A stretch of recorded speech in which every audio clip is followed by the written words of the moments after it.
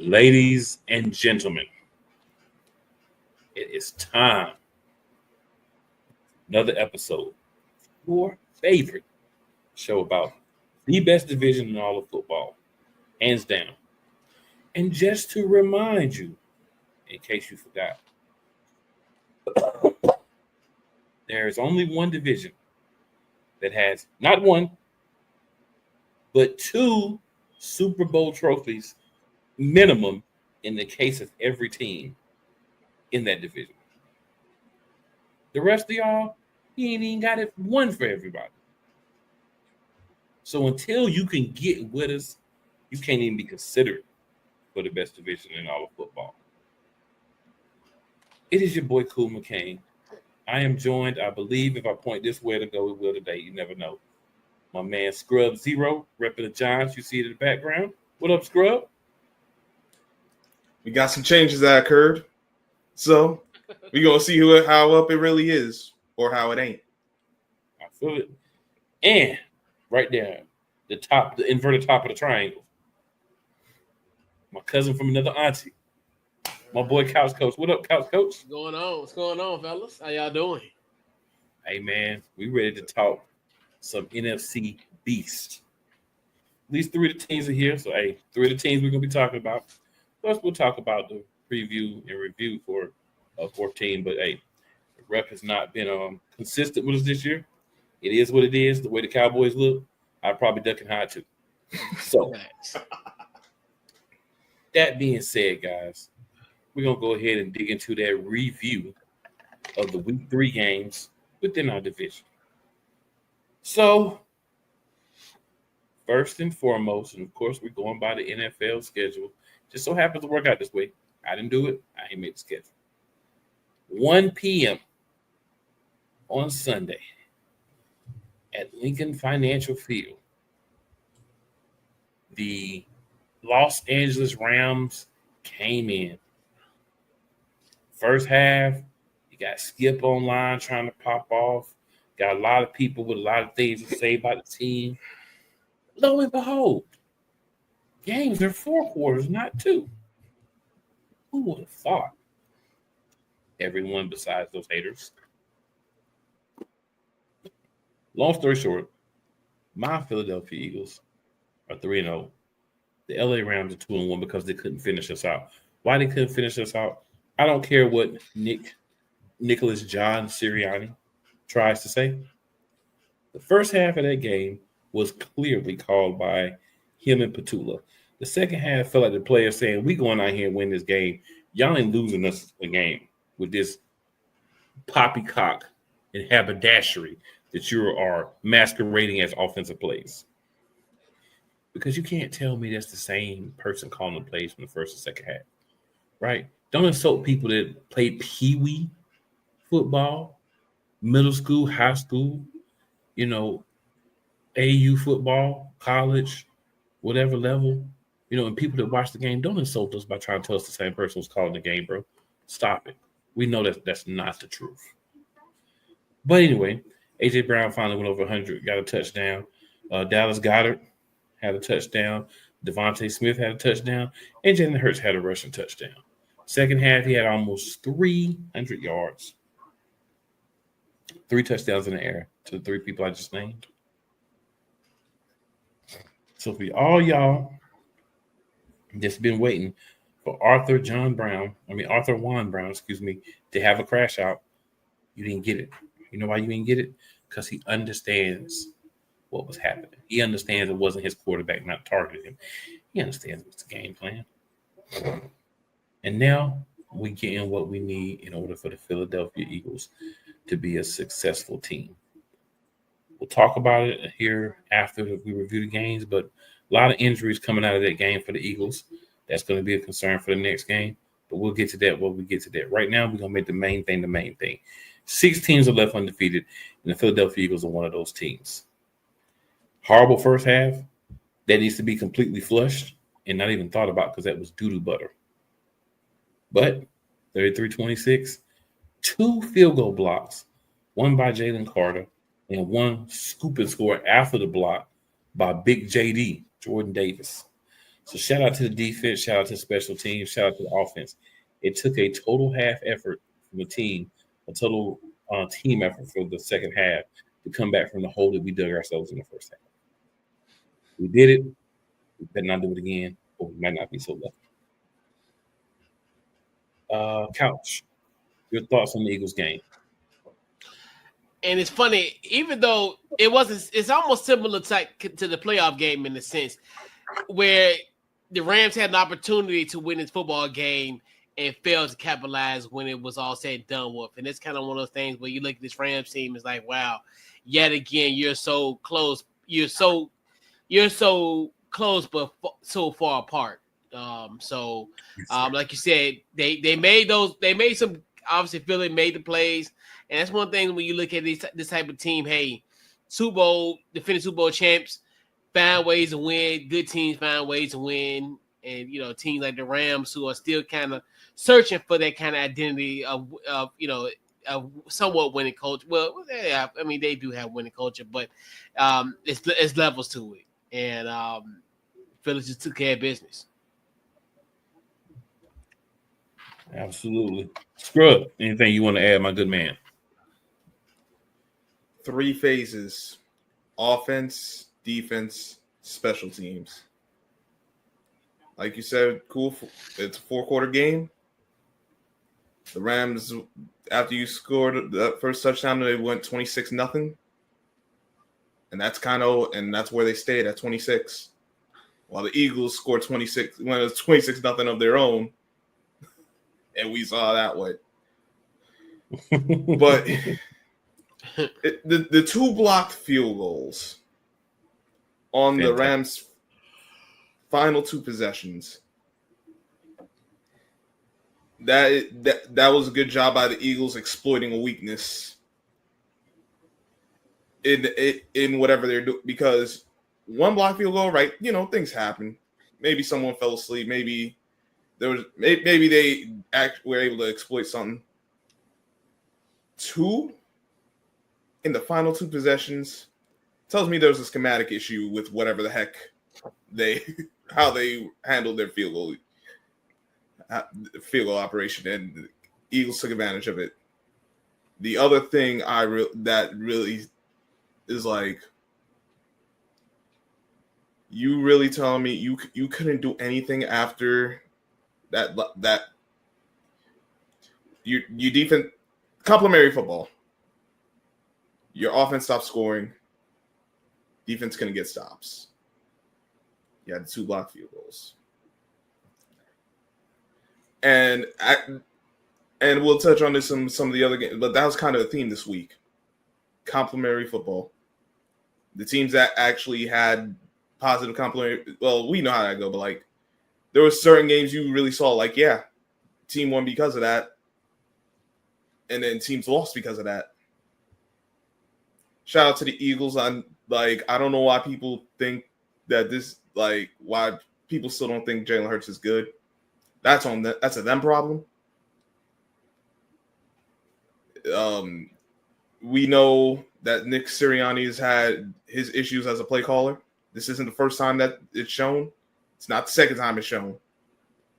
And the players overcame it once again. Eagles now 3-0. While that hurts my soul as a Giants fan, as a football fan, as a football fan, like, when were you just going to just get respect to Philly? When are we going to put respect on Jalen Hurts and A.J. Brown and the rest of this team? That's what I'm trying to figure out.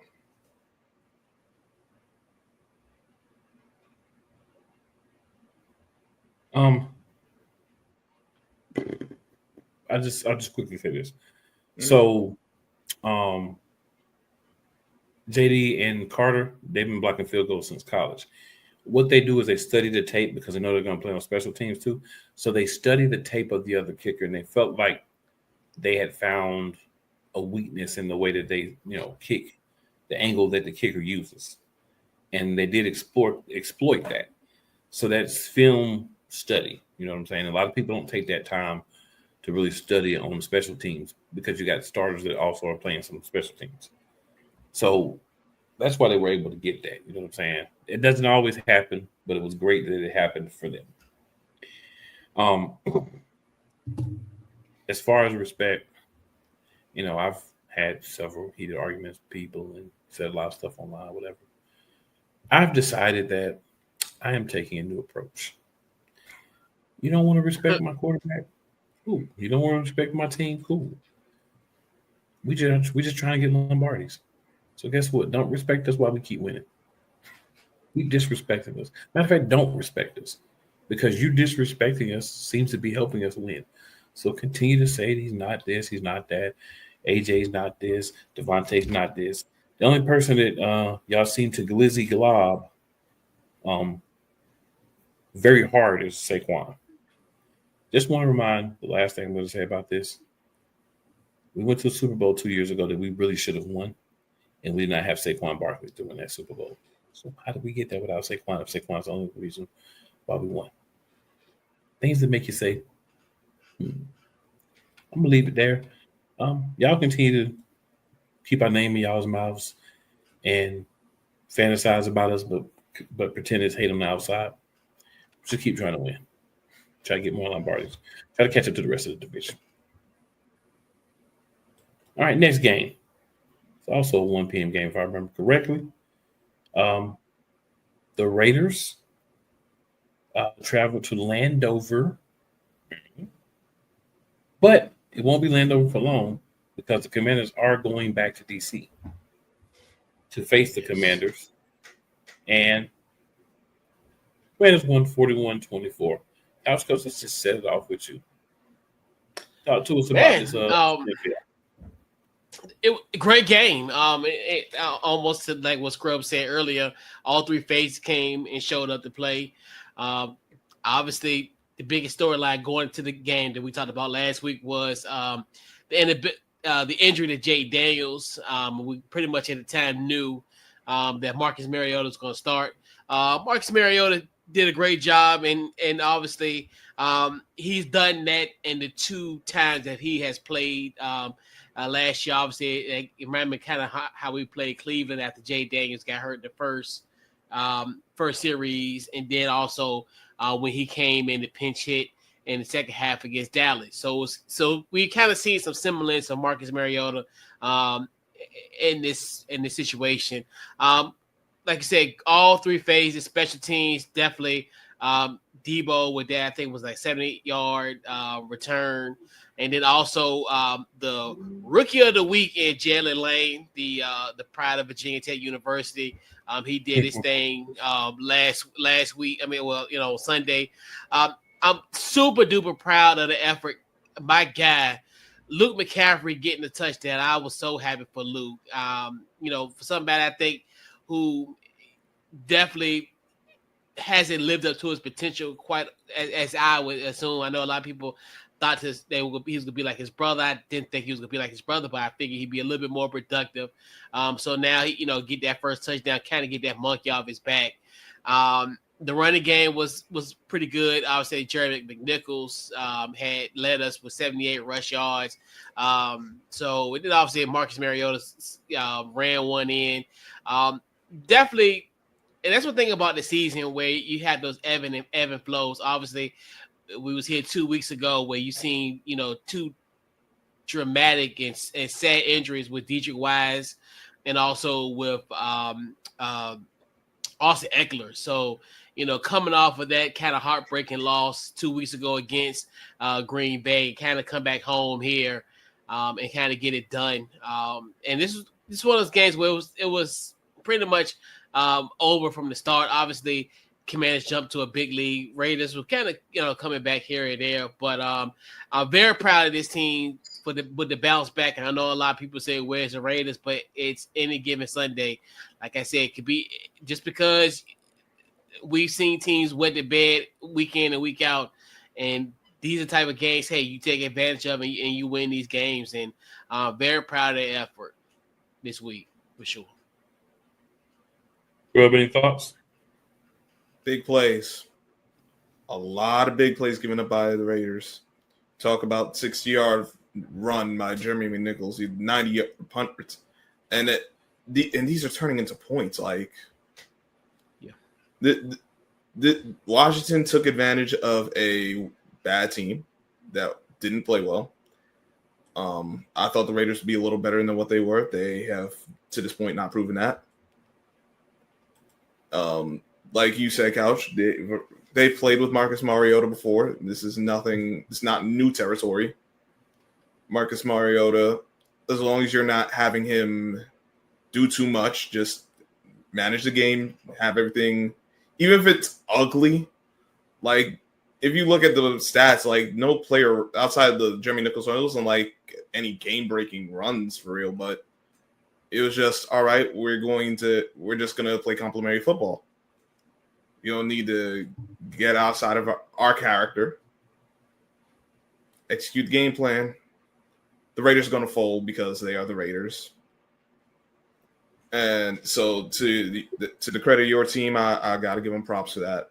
The only thing I'll say about the Raiders, I think it might be time to admit maybe Pete Carroll Pete Carroll might not be the coach for this team.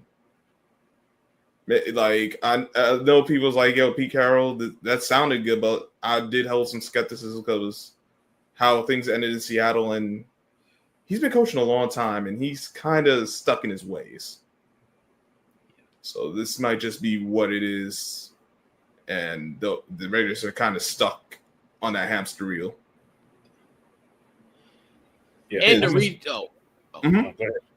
and to retrack it, it was actually against the Carolina Panthers, not the Cleveland Browns last year.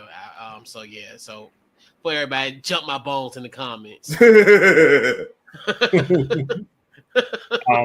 was gonna say Washington answered some questions. Like, a lot of people was like, "Oh no, they don't have Jay Daniels and they didn't look that good and blah this and blah that," and they hurt it.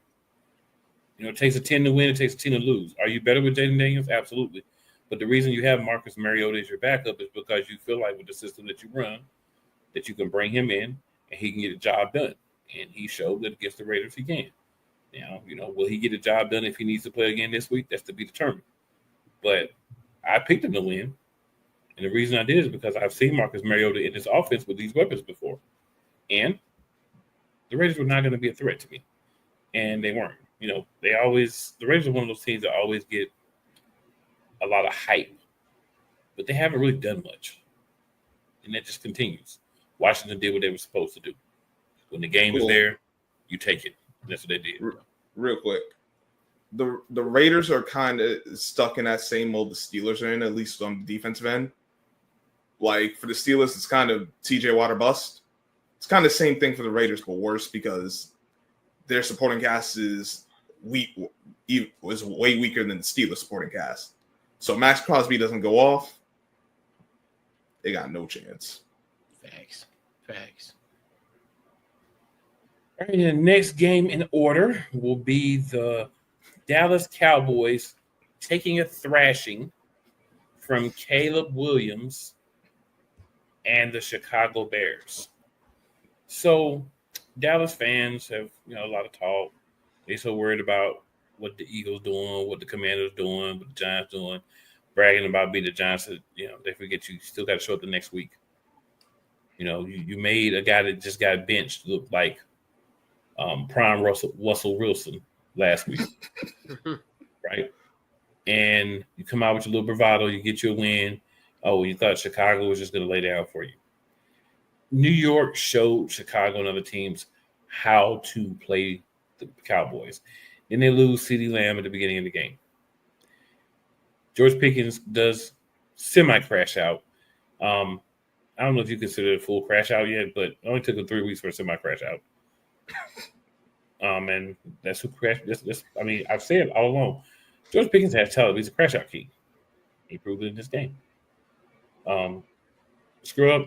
Your thoughts on the Cowboys losing to the Bears, which doesn't make me happy, 100%. Oh, it does make me happy, but I have to say the game was boring as heck. 3 of 11 on third down. That ain't going to get it done.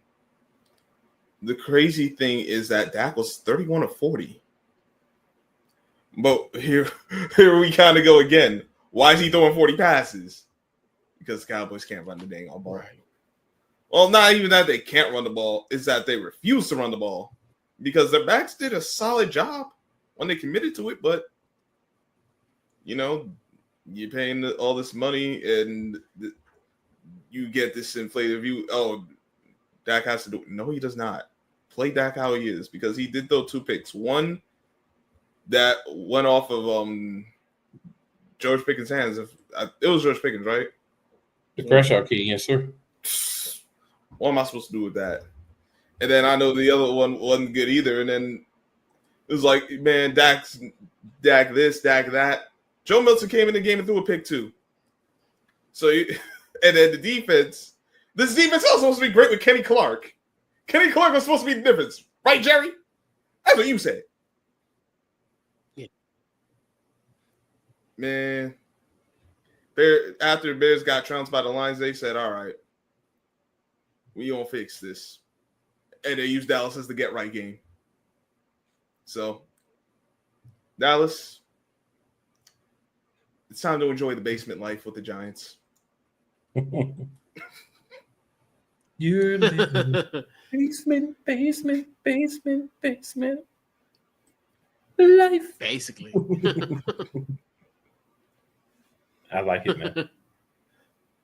I like it. Any thoughts, Couch?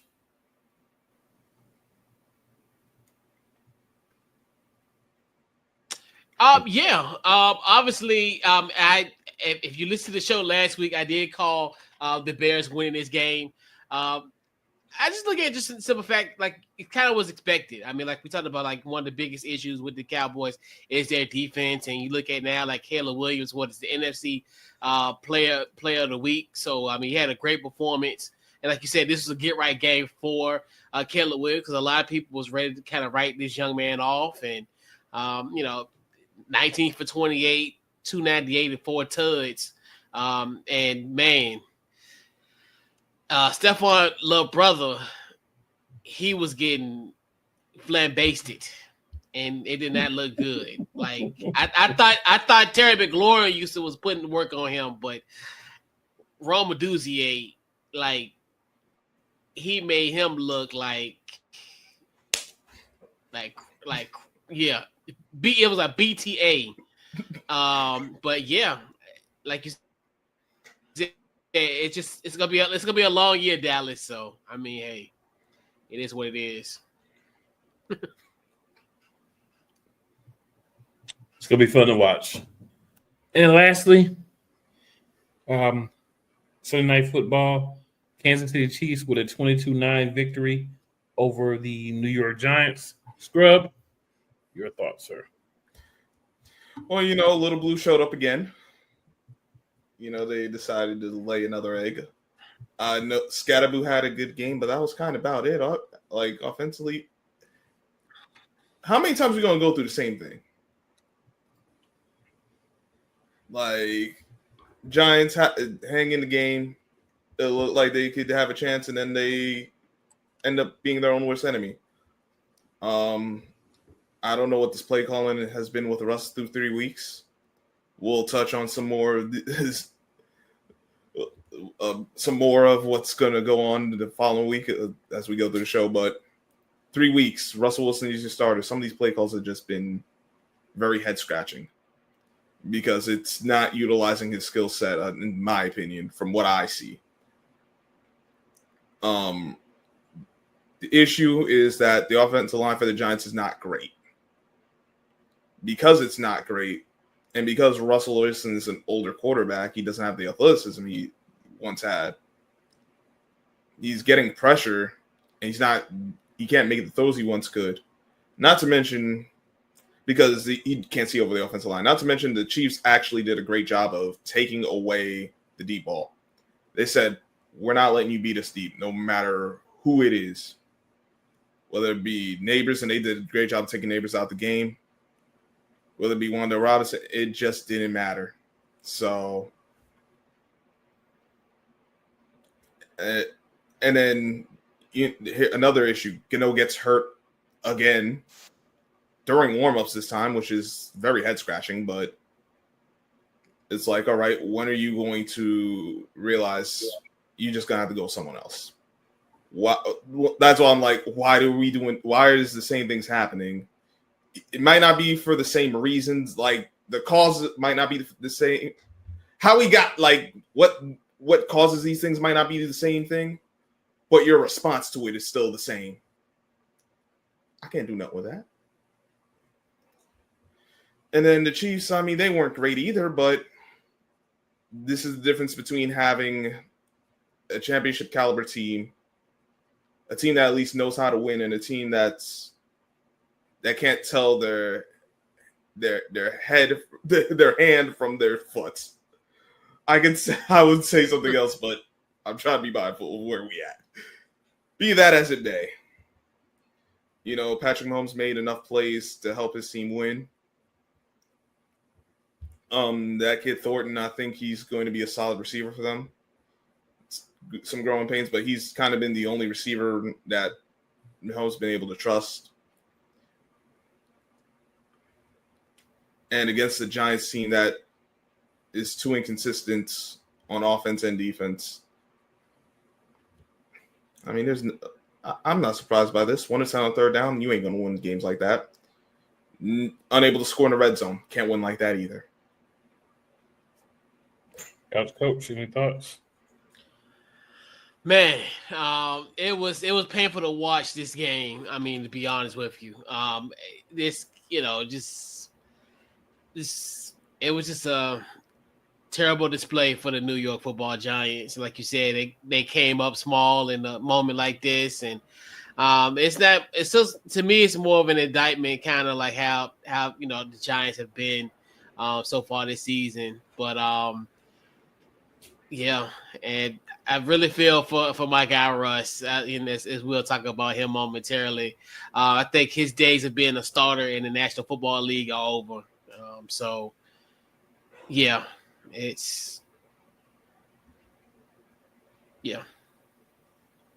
just saying we know it was going to be a challenge for the Giants this season, or we should have known once they went and got Russell Wilson.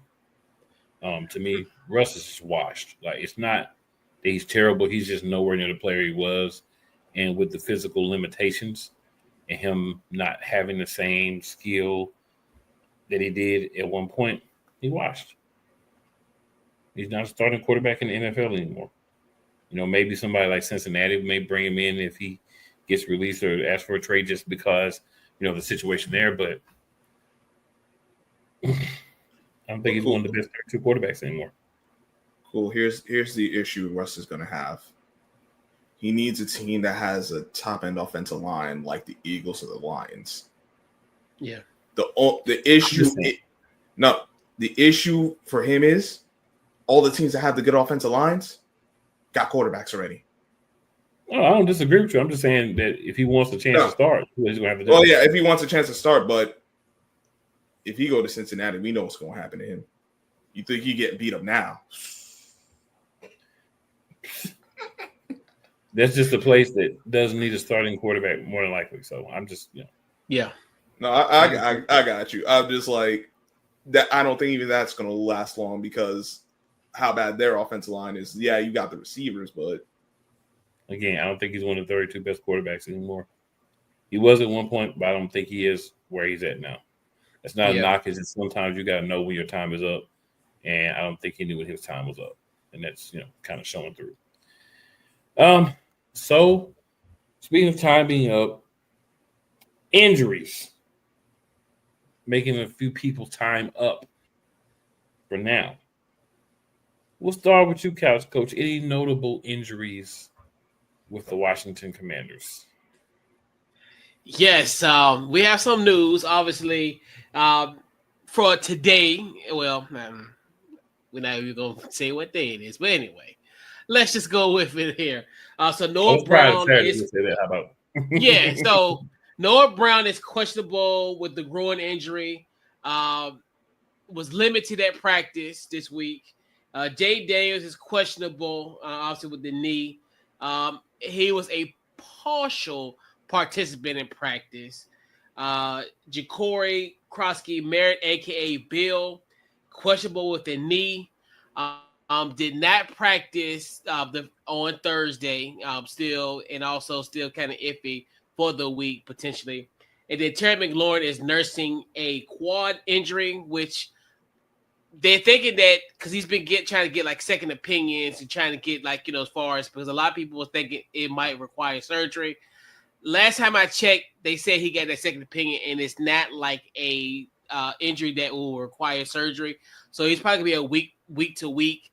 Probably more likely you will not see him against the Falcons tomorrow afternoon. So we're playing all by ear, like we all are. We all day by day. So Scrub, any notable injuries for the New York Giants? Quite a bit. Garen Gano's still out with a groin injury. They signed to the practice squad. Cool's favorite kicker, Young Hoku. Signing young hoes to the practice squad.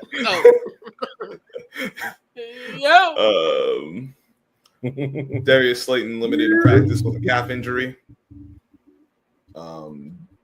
Darius Musal, he's working the concussion protocol. He was a full participant Thursday, so at least they'll have someone back to play. Whether or not that's good or not, that's to be seen. Chandler Chasery got hurt in the game Sunday. The projection is he's going to be out for like 4 to 6 weeks. So that's going to be key. Obviously, they have Scatterboo, but I think we're going to need someone else. Neighbors nursing a shoulder injury. He was a limited participant.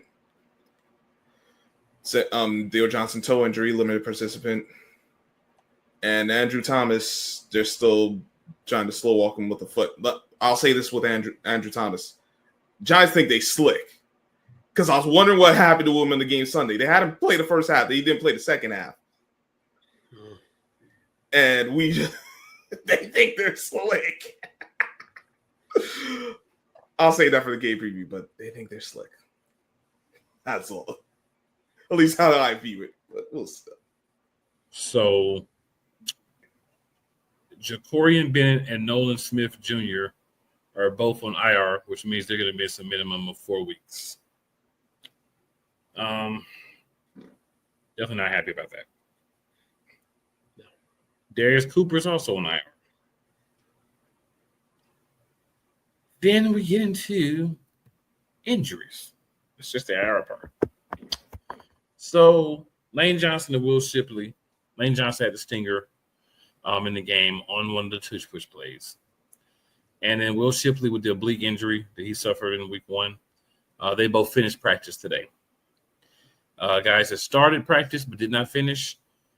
Zach Bond and his knee injury did not finish on Thursday. Jahad Campbell, his tricep injury, did not finish on Thursday. Adoree Jackson, his groin, did not finish on Thursday. And then Tanner McKee and his right thumb did not finish on Thursday. So, yeah, Philadelphia Eagles, a little more beat up than we were last year. Depth doesn't feel like to me it's what it was last year either. But at the end of the day, next man up. There's no other way to play it. Thanks. All right, so guys, we'll transition over here, and we will do some quick picks for the games coming up in week 4. I just want to remind everybody who did not pick the Eagles last week, thank you.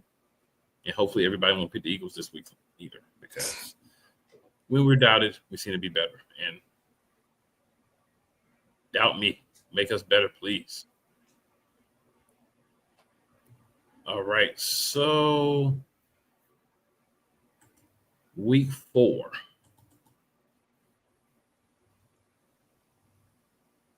First game, 1 p.m. at the Dome, the Georgia Dome. The 2-1 Washington Commanders against the 1-2 Atlanta Falcons. And I just want to add, coming off of a beat down by the lowly Carolina Panthers. 30-0 beatdown. Scrub, who you got winning this game? After getting shut out, the first shutout of the season, that's the HEL choke for you. They do seem to choke. But you know what? Nah, I can't. I wish I could pick Atlanta, but they're gonna have to prove to me otherwise. I got Washington. Yeah, I mean, you could pick Atlanta, but you'd be wrong. I could. Yeah. But you know, after how they showed last week, and that was just talk about a team loss. That was a team loss last week because it wasn't just the quarterback. I'm gonna go with Washington as well. Now they got questions at quarterback. Drake London is not playing, so things don't look as good down in Atlanta as they did after week 1 and 2. Couch coach. I'm sure I know who you're picking, but please inform us.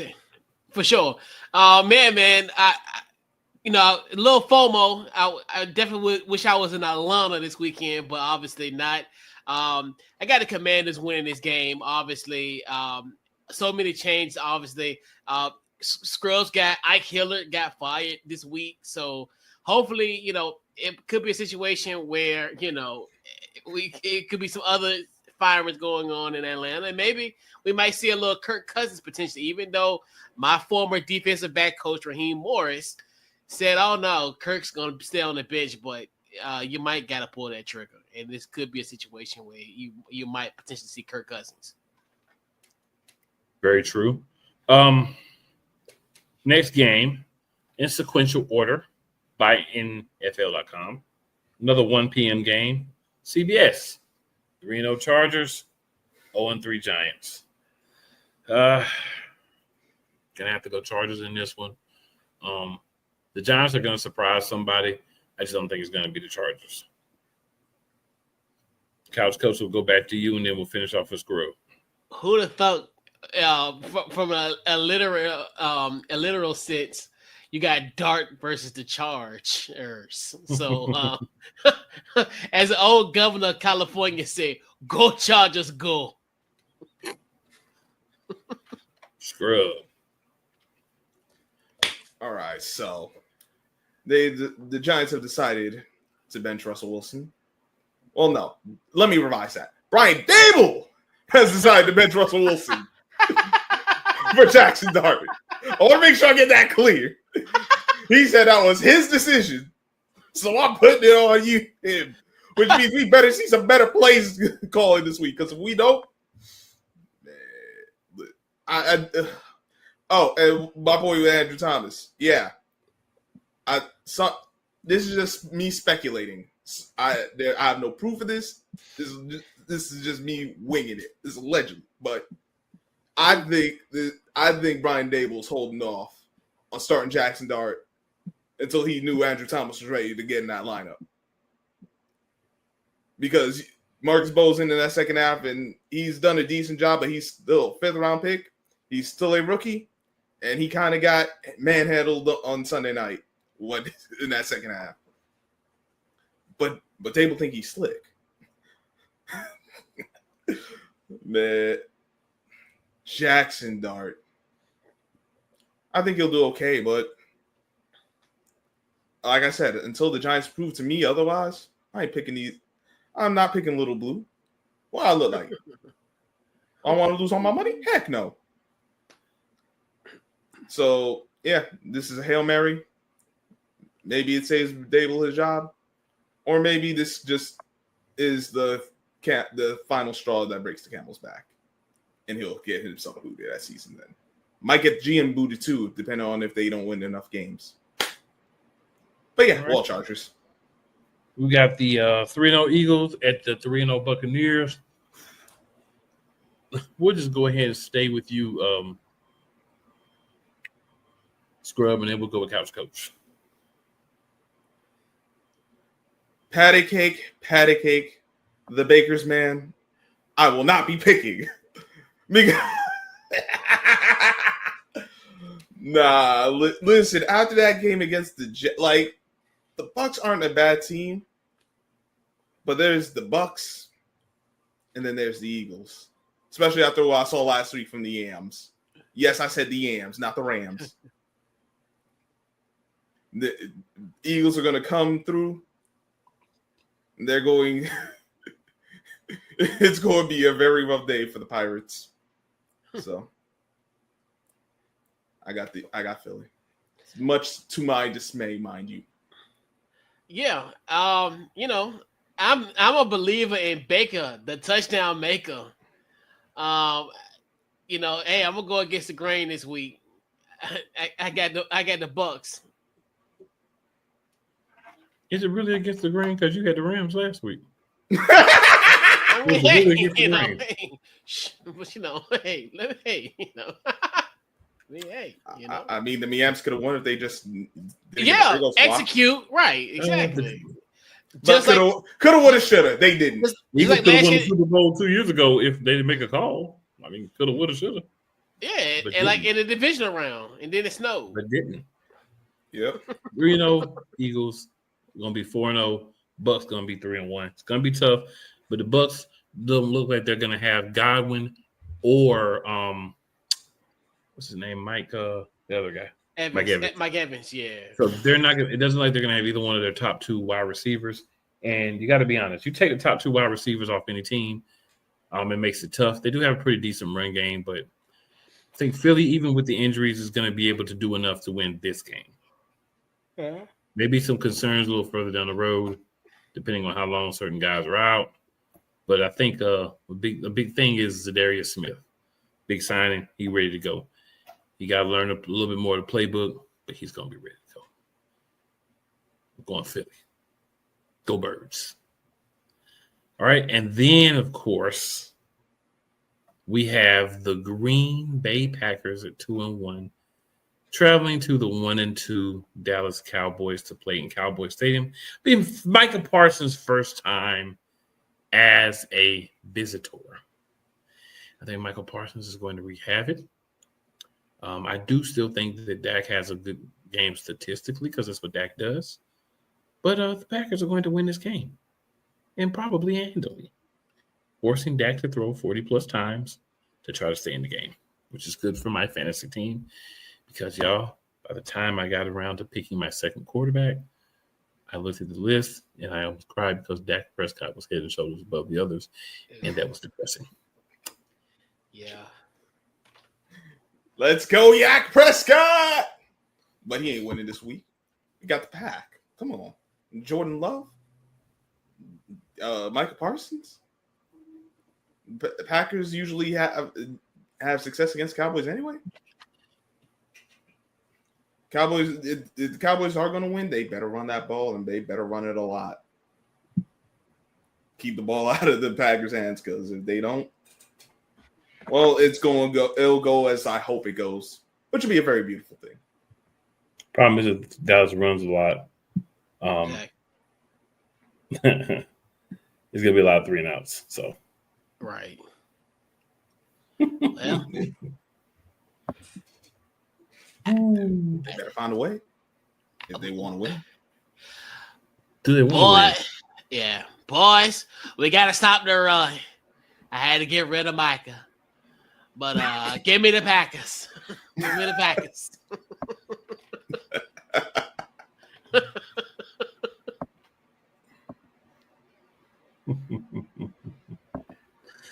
Fair enough. We knew there was going to be a clean sweep. I mean, seriously. So we one more thing we're going to talk about before we roll up out of here, guys. So I posed a question.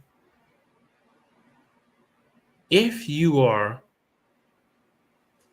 the Commanders, of course, couch coach. If you are the Eagles, of course, me. And if you are the Giants, of course, I got Scrub. One free agent, not someone that's not signed by a team currently, that you can add to your team that you feel would be a difference maker. Who would that be? So for me, and this is more so of the familiarity with Dan Quinn, it probably would be Stephon Gilmore. I think he got a little bit left in the tank, especially considering the fact what's going on with Marshawn Lynch, especially if, Marshawn Lynch being Marshawn Lattimore, pardon me. I'm thinking, that somewhere down the line, he could definitely help in our secondary, just acquire that depth And it's because that, obviously when you look at what Marshawn Lattimore has done so far, not much. I mean, obviously, if you look at it, he's been entangled with a lot of penalties, a lot of kind of sophomore behavior. But I think hopefully, you always think that you're hoping for a cooler head with Stephon Lattimore, but that hasn't happened. But I definitely think.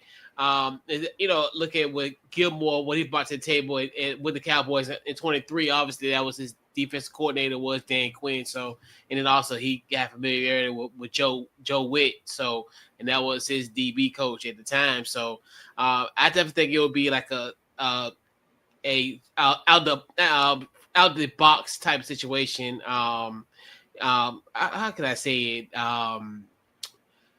Not out of the box, but more so of the sense plug and play. That's the word I want to use. More of a plug and play kind of guy in this system for sure. Scrub.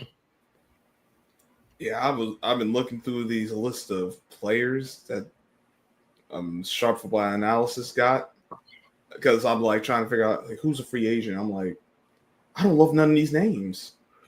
But the issue is I got a running back who I don't think is really any good for this Giants team and Devin Singletary. I was like, okay. Yeah. Like I want someone who's not Devin Singletary on this team. I just don't love these backs. I mean, just Gus Edwards. He's solid, but he got hurt. Yeah, he's solid. He's like a peanut butter jelly sandwich. He's filling, but you want more. Like, hey, get the job done, but I'd rather have a hamburger. Like that's kind of like the only name I can think of because I see all these other names like Khalil Herbert. Like he I ain't gonna do nothing. Ezekiel Elliott, he's cooked. Royce Freeman, I'm amazed he's still around. If Cordell Patterson was like 2 years younger, I would have said him, but and the linebackers ain't much better. Like, bro, I know, like we kind of stuck with what we got because I don't think anyone's going to change anything. Because I got a couple of names here. I'll give you. Oh, you got some names? Since for the Eagles, yeah, go ahead. Absolutely, I got nothing. Absolutely. I hear the tally bag. This is not going to be who everyone thinks. Everyone's going to think I'm going to say either Stephon Gilmore, right? That's low-hanging fruit because everybody's been talking about that. Mm-hmm. Or Chauncey Gardner-Johnson. It's not going to be one of those two guys. But I do have two other guys. One of those guys, they're both cornerbacks because the need is at corner for the Philadelphia Eagles, for sure, 100%. Anybody who doesn't see that, you need to stop watching football and find you another sport. Kendall Fuller, 30 years old. Yeah. Oh, boy. Worst year last year. Has a little connection with Vic Fangio from Vic's time in Miami. So there may be somebody that, if we're going to actually go out and get a corner, which they don't seem like they really are, but that drives me crazy. And then another name is familiar to those of us who diehard Philadelphia Eagles fans. Rasul Douglas, a guy we drafted, and then once he started having good seasons, we let him go. Had his best seasons since he's left Philadelphia. But he's 31.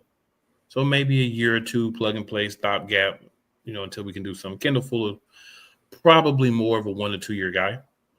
But I think cornerback is clearly the position that we need. And to me, these are the two best guys still available for the style of defense that we play. Yeah. You better put Kendall. Hard part. Yeah, you better put Kendall in a nickel situation because if he's on the alley, emotional damage. And that's why I'm having. You got to remember this, sir. You got to remember this. Kendall Fuller is 10 times better than Adoree Slaxon. This is very true. That's true. So but, it's still an upgrade. I get it. It's still so you upgrade, put him on the island and he gets beat some. Okay, it's still better than what we have now. Yeah, because what we have now is burnt toast. That's true. Not just burnt toast. You know the dark toast. Yeah. Where it's like so burnt you can't even scrape the burntness off and eat it. Yeah, That's what we got. That's what we got right now. So Fuller or Yeah. Douglas would definitely be, in my opinion, a huge upgrade from what we currently have. Yeah, but Kendall, I like Kendall. Yeah, his second go round, I didn't like it, but that first go round, we drafted him. Yeah, it was good, but yeah, that second go round was terrible. I wish I could have said one of these guys, but because I don't know what the heck the Giants are trying to accomplish defensively, I'm like, yeah, it don't even make sense. Scrubs. I know. Scrubs just in a 5 year. I'm defeated at this point. Yeah, he's just in a dark funk, so he's just negative Nancy. Yeah, we're about to. Yeah, we're going back to laughing at the Giants. And I had thought about the running back position too for Commanders, but I still think they got a guy that they should be playing. Running back. That's what I'm saying. But I'm saying, like, you know, like Nichols, I was hoping. Rodriguez, right, and that's what I'm saying. About 30 running backs still. Yeah, but I mean, you know, but I'm saying like down the line, like for now, but you know, just to get that depth, some more depth to that, for sure. Oh yeah, this guy got the best. You never have enough good players in the division. Yeah, they still want more running backs. This guy, and don't forget, you got Mr. Half wide receiver, half running back too. Yeah, and Debo. Yeah, you got Debo. Yeah, that's what I'm saying. Yeah, so you're really about 4 deep, and you still want more running backs. This guy. Well, no, I didn't say that, but it's more so the fact, like, but I'm actually glad, like, now Chris Rodriguez can get an opportunity because he was a healthy scratch with the first 2 games of the season, so he'll get an opportunity. I think he got some stuff left in him too, but you know, yeah, for sure. Any last thoughts, gentlemen, before we end the show for the week? Yeah, expect another crash out from me when I do the live Sunday on my channel, because I did crash out last Sunday, and I'll crash out again. All right. Well, yeah, that should be fun. Enjoy your crash out, sir. I will be doing the game with Key and Eagles Diva. We'll be, doing play-by-play for the Eagles Bucks game. If you missed their play-by-play last week, it was really good. I was unfortunately unable to be a part of it last week, but I shall be there this week. And cheap plug, if you'd like to watch it, just slide on over to Eagles Elite Podcast, and that's at Eagles Elite Podcast on YouTube. Just go to YouTube, type in at Eagles Elite Podcast. You'll see this lovely logo behind me. Let me just see if it can disappear for a second there. There you go. That logo there will be there. And that's where you can find it. Hopefully it's another win. As long as Couch Copes keeps picking against us, I think we have a good chance. Yeah. See? And just want to remind everybody, it is never where you start. It is always where you finish. Make sure you're here with us next week for another episode of the NFC Beast. Hopefully Scrub can maintain his composure as he did this week. I'm very proud of him for such a maintaining of composure in his current situation. Good people, we out. We will see you back next week. Y'all know who it is. Y'all know what it is. Best division in football, hands down. Till everybody can win at least 2. Don't even come for us. Just acknowledge us. And we out.